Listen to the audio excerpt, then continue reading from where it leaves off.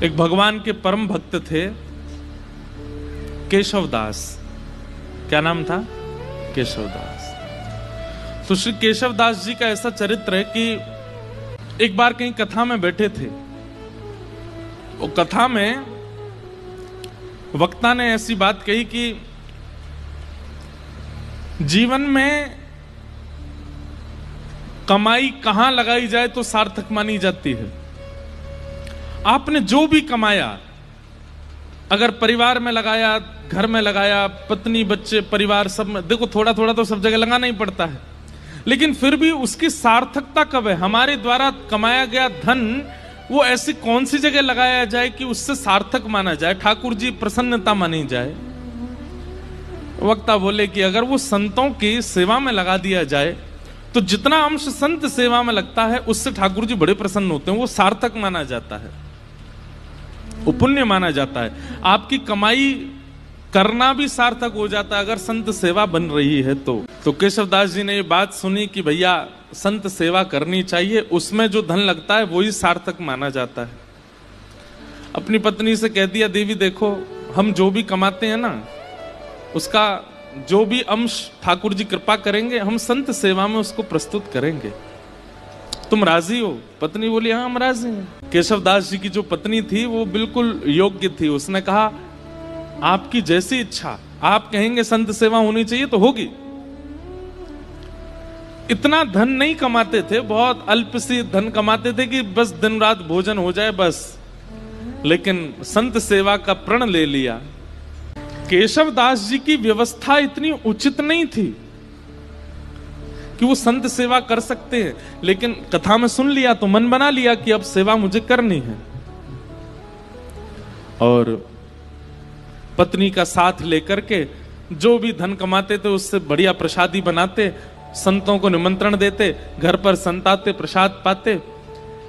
भगवान की दया से इतना ही प्रसाद बनता कि संत जन पा लेते, उनके लिए नहीं बच पाता था। तो दोनों क्या करते, जो संतों की शीत प्रसादी होती थी उसी को इकट्ठा करते, उसी को पा लेते। कभी कभी वो मिल भी नहीं पाती थी, अब संतों से थोड़ी कहेंगे कि छोड़ जाना थोड़ा, वो बेचारे प्रेम से पाते थे तो कई बार मिलता भी नहीं था, लेकिन संत सेवा बनने लगी। तो केशवदास जी सेवा करते थे। अब धीरे धीरे क्या हुआ, उनका धन जो था खत्म होने लगा, अब सेवा के लिए धन नहीं बचा। उन्होंने कर्जा लेने का मन बनाया कि मैं कर्जा ले लेता हूं, संत सेवा नहीं छूटनी चाहिए। अब बेचारा कोई धनवान नहीं होता, सामान्य होता तो उसको कोई कर्जा भी नहीं देता।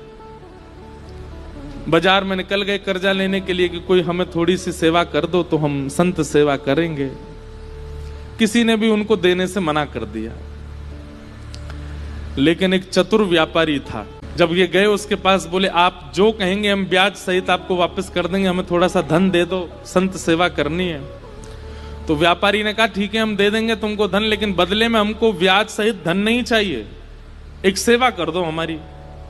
ये तो नाचने लगे, बोले आप जो कहोगे सो करूंगा। क्या करना है पूछा नहीं, हम आप सब लोग होते तो पूछते, भाई हम जितना धन ले रहे हैं उसके समान ही मेहनत करेंगे। बोले आप धन दे दीजिए, मैं संत सेवा कर रहा हूं, उसके बाद आ जाऊंगा, आप जो कहोगे करने को तैयार हूं। धन दे दिया, संत सेवा हो गई। संत सेवा करने के बाद पत्नी से कह दिया देखो अब अगले एक हफ्ते के लिए हमारे पास में खूब संपत्ति आ गई है, अब तुम चिंता मत करो, संतों की सेवा पर मैं किसी को कर्जा चुकाने जा रहा हूं। तो कर्जा कैसे चुकाओगे, आप धन तो है नहीं। बोले वो सेवा करनी है, उसी से चुक जाएगा। एक भला आदमी मिल गया, उसने कहा कि पैसा मत लौटाना, सेवा कर देना। केशवदास जी लौट करके गए उसके पास, बोले भैया बताइए क्या सेवा करनी है, आप कहें तो बर्तन मांज दूं, झाड़ू लगा दूं, पोंछा कर दूं, पुताई कर दूं, क्या करना है आप बताओ। बोले हमारी एक जमीन है, वहां पर कुआं खोदना है, कुआं खोदना है। कुआं खोदने का मतलब समझते हैं? कितनी गहराई में जाना पड़ेगा, जब तक जल ना आ जाए तब तक खोदते रहो, और जब वो जल निकलना प्रारंभ हो जाए उसके बाद भी कितने फीट अंदर तक खोदना पड़ेगा, फिर चिनाई करनी पड़ेगी, कुएं में पूरा उसको आकृति देनी पड़ेगी, फिर बहुत दिन तक जल खींचना पड़ेगा, सारा मतमैला जल निकल के जब बिल्कुल स्वच्छ जल आ जाएगा तब कुएं का निर्माण होगा। इतना तो धन भी नहीं लिया था उन्होंने जितना उनको सेवा दे दी, लेकिन प्रसन्न हो गए। जो आ गया, कहां जाना है बताइए। एक बार भी ये नहीं कहा कि आप ऐसी सेवा कैसे करा सकते हैं। पहुंच गए, फावड़ा लेकर के और लगे, जैसे करते निकालते फेंकते करते मिट्टी, तो वो एक गति जैसी बन गई थी। फावड़े चलने की आवाज, मिट्टी भरने की आवाज, फिर उसको दूर फेंकने, उसकी जो वो धुन बन गई थी, उसमें इतना उनको सुख मिलने लगा था कि वो राम राम जपते हुए ये करते थे। और उन्होंने नियम लिया कि ये मैं अपनी संत सेवा चुका रहा हूं, किसी से लिए थे मैंने धन संत सेवा, वो चुका रहा हूं।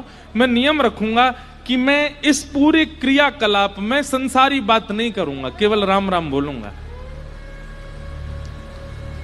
कुआं खोदते जा रहे हैं। 2-3 दिन बाद पत्नी को लगा ये कहां जाते हैं, सुबह के जाते हैं, रात तक आते हैं। पत्नी भी आ गई, संत सेवा करके आती थी। उसको कहते थे कि अब गहरा हो गया है, तुम मिट्टी में भर के दिया करूंगा, तुम फेंक दिया करना, और सुनो कोई संसारी अपवाद विवाद नहीं, केवल राम नाम बोलना। उनका तो अच्छा भजन हो गया। बोले कि इतने प्रसन्न रहने लगे केशवदास जी, बोले भजन भी हो रहा है और मेरे पैसे भी चुक रहे हैं। वो व्यापारी बड़ा खुश कि हमारा तो इतना पैसा भी नहीं लगा जितना बड़ा काम हो रहा है। करते जा रहे हैं, करते जा रहे हैं, करते जा रहे हैं। पर कई बार बंधुओं, भक्तों को अपना यश खुद नहीं बनाना पड़ता, ठाकुर जी उनका यश बनाते हैं। और कई बार यश दिलाने से पहले ठाकुर जी बहुत तगड़ी ठोकर देते हैं। कुएं में पानी का स्रोत आने लगा था, पानी नीचे से आने लगा था। बड़े प्रसन्न हो गए थे केशवदास जी कि अब जल आ गया है, वो जिन्होंने मुझे धन दिया उनकी सेवा पूरी हो रही है। लेकिन तभी जोर की हवा चली और बगल के मिट्टी जो गहराई में चले गए थे, तो वो मिट्टी थोड़ी सी ढीली हो गई और वो पूरी नीचे आ गई, और जितना कुआं भरा था सब दोबारा भर गया और केशवदास जी अंदर ही दब गए उसमें। पत्नी दौड़ी दौड़ी इधर उधर भागी, अरे कोई बचाओ, मेरे पतिदेव अंदर गिर गए हैं, कोई बचा के लाओ। कोई धनवान मानी व्यक्ति होता तो लोग प्रयास भी करते, अब केशवदास जी बेचारे सामान्य व्यक्ति, किसी ने मदद नहीं की। सब सोचने लगे कितना गहरा, तुम्हारे पति को 1 महीना लगा इतना अंदर जाने में, हम इतने भीतर तक मिट्टी कैसे निकालेंगे बाहर। कुछ लोगों ने सोचा, बोले भाई अकेला निर्वन कैसे करेंगे, कुछ पैसा वैसा देके इनको शांत कर दो, और कुछ धन धान्य दे करके उनको, बेचारी वो भी कहां तक किसके पास जाती।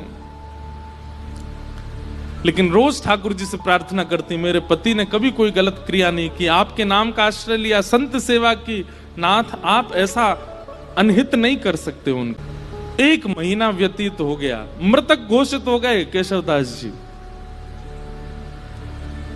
1 महीना बाद जहां वो कुआं खोदा जा रहा था, अब तो वहां पे कुआं खोदने का कोई प्रश्न नहीं उठता था। लोगों ने कहा कि इसमें तो आदमी मर गया, भीतर अब कुआं मत खोदना यहां पे। लेकिन लोग बाग जब वहां से निकलते थे तो वो एक मिट्टी का टीला बन गया था।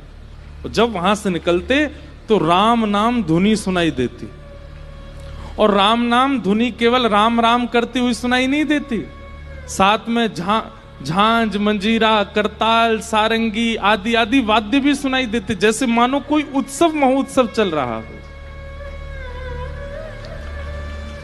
आते जाते लोगों को लगता शायद पास के गांव में कीर्तन चल रहा होगा। लेकिन जब 10-15 दिन तक अखंड नाम धुनी सुनाई देने लगी, पास के गांव में जाकर के देखा कोई उत्सव नहीं है, तब बोले शायद यही कुछ है। तभी एक राजा को यह बात पता चली। उस राजा ने अपने सैनिकों को लगवा करके पूरी मिट्टी निकलवाई वहां से, और भीतर जाकर के जब देखा तो एक मट्टी का एक मानो जैसे कुंज जैसी बन गई थी, और उस कुंज के भीतर सुंदर पात्र में सुंदर प्रसादी रखी थी, और प्रसादी के साथ ही भीतर एक दिया जल रहा था, और वहां पर श्री केशवदास जी बैठ करके कीर्तन कर रहे थे, और उनके कीर्तन के साथ में वहीं के जितने जीवाणु आदि थे वे सभी मानो जैसे करताल, मंजीरा आदि ढोल बजा करके उनके कीर्तन को सार्थक कर रहे थे। ये देख करके सब हैरान रह गए। नाम का बल, नाम का आश्रय लेने वाला व्यक्ति कैसी भी परिस्थिति में हो, नाम सब सुलभ कराने की सामर्थ्य रख। हमारे गोवर्धन में एक बाबा गए, गुरु दीक्षा लेने के बाद अपने गुरुजी से कहा, आप जो आज्ञा देंगे मैं उसको पूरी करूंगा, आप बस आज्ञा दीजिए। गुरुजी ने भी ऐसी आज्ञा दी जो बाबा कर ही नहीं सकते थे। क्या? कि जितने भी संस्कृत साहित्य ग्रंथ हैं हमारे संप्रदाय के, सबका अध्ययन करके सबको कंठस्थ करो। बाबा बोले, मैं तो अंगूठा टेक, मुझ पर संस्कृत कहां आती है। गुरुजी बोले, हम एक ही बार आज्ञा देते हैं, हमने जो आज्ञा देनी थी वो दे दी। बाबा इतने रोने लगे, गिरिराज जी के तलेटी में रोते, हे किशोरी जी, हे श्यामाजू, मैं तो अनपढ़ गंवार हूं और गुरुजी ने आज्ञा की कि सारे संस्कृत साहित्य हमारे संप्रदाय के सबको कंठस्थ करो। कैसे करूंगा मैं? मुझे तो पढ़ना ही नहीं आता, मुझे तो केवल आपका नाम आता है, मैं तो केवल राधा राधा करना जानता हूं और कुछ नहीं आता मुझसे। इसी चिंता में रोने लगे, राधा राधा पुकारते पुकारते रोते थे कि मुझ पर तो कुछ भी नहीं आता, मैं अपनी गुरु इच्छा, गुरु आज्ञा को कैसे पूरी करूं। 4-5 दिन तक तो रुदन किया, 5वें दिन मानसी गंगा में डूब करके प्राण त्यागने को तैयार हो गए। बोले, अब मैं प्राण त्याग दूंगा, अब जीवित रहने का मेरा कोई, मैं गुरु इच्छा पूरी नहीं कर पा रहा, गुरु आज्ञा पूरी नहीं कर पा रहा,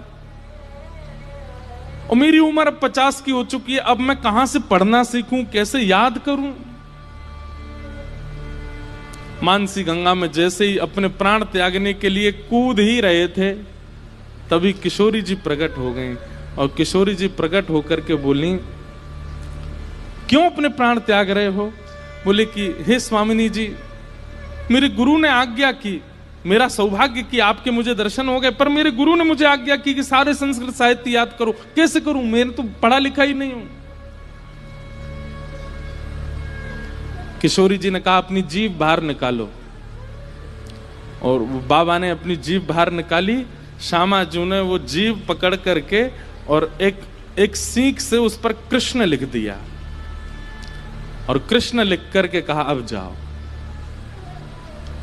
तुमने जीवन भर नाम गाया है मेरा, और उससे श्री कृष्ण प्रसन्न हुए हैं। श्री किशोरी जी का नाम गाने से किशोरी जी प्रसन्न नहीं होती हैं, ठाकुर जी प्रसन्न होते हैं, और ठाकुर जी का नाम गाने से किशोरी जी प्रसन्न होती हैं। बोले, आपने जीवन भर मेरा नाम गाया और कुछ आपको नहीं आता है, इसलिए ठाकुर जी बड़े प्रसन्न है, और उन्होंने प्रसन्न होकर के कहा है कि मेरी जितनी सिद्धियां, उनमें एक विद्या सिद्धि है, वो विद्या सिद्धि आप इसको दे आओ श्री जी, अब जाओ, अब तुम्हें पढ़ने की भी आवश्यकता नहीं है, तुम बस गुरु जी जो प्रश्न करें सबका उत्तर देते जाना, सारा साहित्य तुम्हारी जिह्वा पर विराजमान हो गया।